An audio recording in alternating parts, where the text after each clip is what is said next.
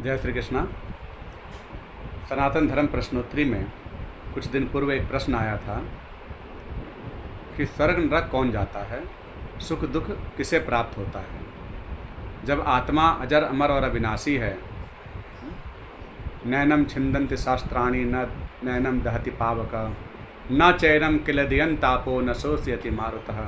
जिस आत्मा के लिए कहा गया है कि अजर अमर और अविनाशी है, उसे न कहीं आना न कहीं जाना, न जन्म न मुक्ति न मरण, कुछ नहीं होता, तो फिर कौन सुख दुख को भोगता है। और ये शरीर हमारे सामने ही पंच तत्वों से निर्मित पंच तत्वों में विलीन हो जाता है। बहुत अच्छा प्रश्न है। तो देखिए, मन ही मनुष्य के सुख दुख का भोगता है। इस मन को ही मुक्त करने के लिए जीते जी अनेक प्रकार के कथा, भागवत और अनेक प्रकार के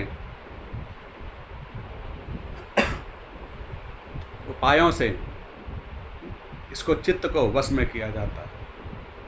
क्योंकि चित्त का वश में करना तो संभव नहीं है, लेकिन चित्त का एक माया से हटाकर, संसार से हटाकर परमात्मा में लगाना ही इस चित्त की निरोध है। चित्त वृत्ति निरोध सात। चित्त वृत्ति का निरोध ही यही है कि आप जो है योग का फल है। और सबसे बड़ा योग यही बताया गया है कि हम अपने अनेक प्रकार की कामनाओं से, वैसे वासनाओं से, इच्छाओं को त्याग करके किसी भी साधन से, किसी भी तरह से इस मन का परमात्मा में लीन हो जाए। क्योंकि अंतिम समय में चित्त वृत्ति जैसी होगी वही हमारी गति होगी। अगर अंतिम समय में भी जीते जी अगर हमारा यह मन भगवान में लग गया, भगवान में इसकी रति हो गई, अंतिम समय में इसकी मति, हमारी मति गोविंद के चरणों में अनवरत रूप से, पूर्ण रूप से अनुराग हो गया, तो इसको फिर पुनरावृत्ति नहीं होगी। न स्वर्ग जाना होगा, न नरक जाना होगा, कुछ नहीं होगा। क्योंकि चित्त वृत्ति के अनेक प्रकार के भोग भोगने के लिए ही हमारा जन्म और हमारा मरण होता है।